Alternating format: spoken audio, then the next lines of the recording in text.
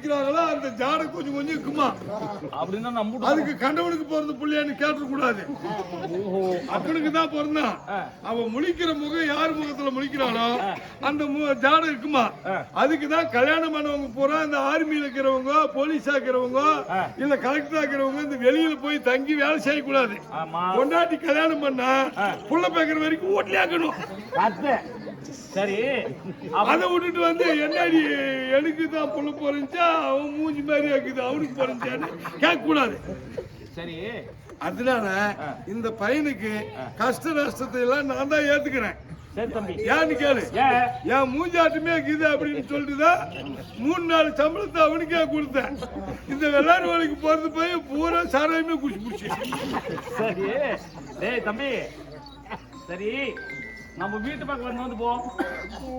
வீட்டு பக்கமா இல்லைங்க, லீவ் இல்லை, எனக்கு வேலை அதிகமா இருக்குது. ஆடு மேய்க்கணும். ஆடு மேய்க்கணும் இல்ல, ஆடு குட்டி அப்ப நான் ஆடுகிட்டு போறேன்னா பையன் அழுத்துக்கிறாங்க. ஒரு ஆடு சொல்லுப்பான்னா கலந்து வச்சுக்கிறேன். சோகம் இருக்கும் இடத்திலேதான் சுகத்தை கொடுக்கணும், சுகம் இருக்கும் இடத்திலே சோகத்தை கொடுக்கணும். பேசுறான் அந்தாட்ட யாராவது பேசுறாங்க. இதுக்கெல்லாம் ஒரு காரணம் இது.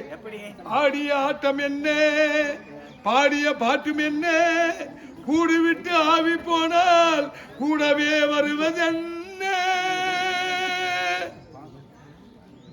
வீடு வரை மனைவி, வீதி வரை பிள்ளை, காடு வரை கூத்தியா, கடைசி வரையான்.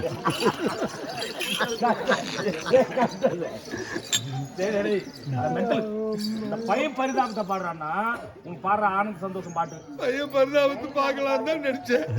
பாலா போன டிரைவர் நிறுத்தால வந்துட்டானே.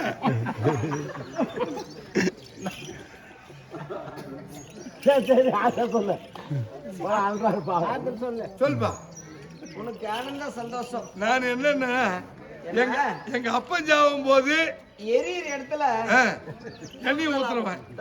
அதான் என்ன தண்ணி ஊத்துறன்னா நீ எண்ணெய் ஊத்தக்கூடிய ஆள்.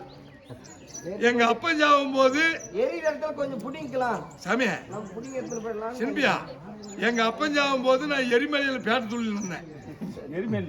எரிமேல்ல எங்க அம்மா சாவும் போது 18 படி ஏறி போய் சாமியை தரிசனம் பண்ணேன். எங்க தாத்தா சாவும் போது அப்பதான் ஊத்தகர்ல ஏன்னு கேட்டீங்கன்னா, மனிதன் வாழ்வும் தாழ்வும் அவன் எழுதியது. நீங்க மாண்டவன் செத்துட்டான்னு ஆண்டாண்டு அழுந்தாலும் மாண்டவன் வரப்போறதில்ல. அதனால உன் கஷ்டம் என்னன்னு சொல்லு, முடிஞ்சா 2 தேங்காயை உடைச்சு கொடுக்குற கரண்டின்னு போ. என்னுடைய கஷ்டங்களை தெரியாமல் நீ பேசிக் கொண்டிருக்கா. எனக்கு வந்த நிலைமை உனக்கு வந்துச்சா? எனக்கு வரவே வராது. ஏற்கனவே வந்து அவன் பலூன் ஊதினுக்குள்ள அது வெடிக்க போகுது. அதுதான் வருமா தவிர எனக்கு எதுவும் வராது. அப்படி என்னுடைய கஷ்டங்கள் சுருக்கிட்டான் பாரு. அவன் சொல்ல நீ வந்துக்கிற பாரு, எனக்கு சொல்ல. என்னுடைய கஷ்டங்கள் 1000 இருந்தாலும் மற்றவர் இடத்திலே சொல்லி அது சொன்னா மற்றவர் எனக்கு உதவுவாங்க. ஆனா உதவினால் ஒரு நாள் இல்ல ஒரு நாள் அது சொல்லி காட்டுவார் மற்றவர் இடத்துல. ஆமா ஆமா, என்னைக்காரும் ஒத்துக்கார பக்கம் வந்துடுறா, வந்து ஆடிட்டேனா கால் கையில வச்சிடுறேன் அப்படின்னு சொன்னவங்க இருக்கிறாங்க. அதனால அதை என்னுடைய மனதில் ஏற்றுக்கொண்டு எதை செய்தாலும் ஒரு மனதாக செஞ்சா மட்டுமே சந்தோஷம். நீ அடிச்சாலும் நான் வாங்கிக்குவேன், நீ பேசினாலும் நான் வாங்கிக்குவேன். உனக்கு ஒரு துன்பம் சொன்னா முன்னாடி வந்து நான் நிப்பேன். அது என்னுடைய பாவனை. அதனால உனக்கு என்ன துன்பமா இருந்தாலும் சரி, அதை நான் கொஞ்சம் கொஞ்சமா உனக்கு தீர்த்து ஒன்னு தைரியப்படுத்துறேன். சொல்லு. துன்பத்தை சொல்லாம இருப்பதனால் இவ்வளவு நேரம் எல்லாரையும் சிரிக்க வச்சிருந்தா பின்ன கண்ணே, என்னுடைய தாயார் கூலிக்காரி, தந்தையார் குடிக்காரர். அப்படி குடும்பத்திலே பிறந்தவர். ஆனா இப்படியெல்லாம் என்னுடைய தந்தையார் குடித்து விட்டு வந்து தாயாரை அடித்து துன்புறுத்துகிறார்.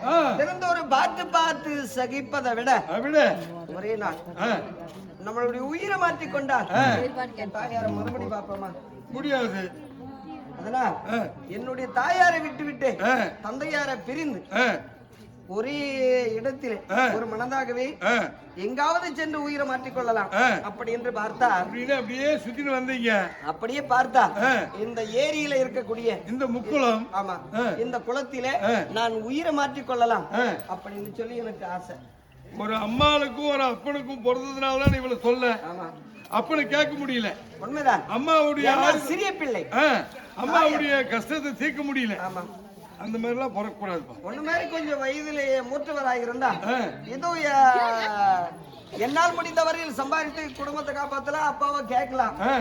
சிறிய பிள்ளை இருப்பதா தாயார் கேட்க முடியாது, தாயார் இடத்துல பேச முடியல, அவருக்கும் ஆறுதல் சொல்ல முடியவில்லை. ஆமா, தந்தையாரையும் கேட்க முடியவில்லை. ஆமா, அதனால் இன்று என்னுடைய உயிரை மாற்றிக் கொள்ளலாம் என்று ஒரே மனதாக ஆசையோடு வந்து விட்டேன். இந்த விஷயம்லாம் எனக்கு முன்னே தெரிஞ்சுச்சுன்னா உன்னை நான் உஷாரப்படுத்திட்டு இருப்பேன். எப்படி?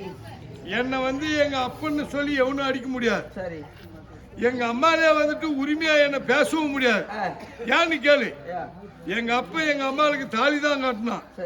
ஆனா நான் தானா பிறந்துன்னுக்கிறேன். எப்படி பிறந்தேன்? ஊசி போட்டு பிறந்தேன். என்ன கேள்வி கேட்கணும்னா ஊசி தான் வந்து கேட்கணும், அவன் வந்து கேட்க கூடாது. ஊசி யாரும் ஒப்புறது போட்டதா உனக்கு போட்டதா? எங்க அம்மாளுக்கு போட்டது யாரு? அது கேட்கணும்னு சொன்னா மதாலக்காரன் தான் கேட்கணும். போட்டது யாருன்னு மதாலக்காரன் அவரே கேக்குதுப்பா. அவன் தான் எங்க ஊர்ல டாக்டர். டாக்டர் இப்படி பிறந்திருந்தா இவனுக்கு பிரச்சனை இல்லை.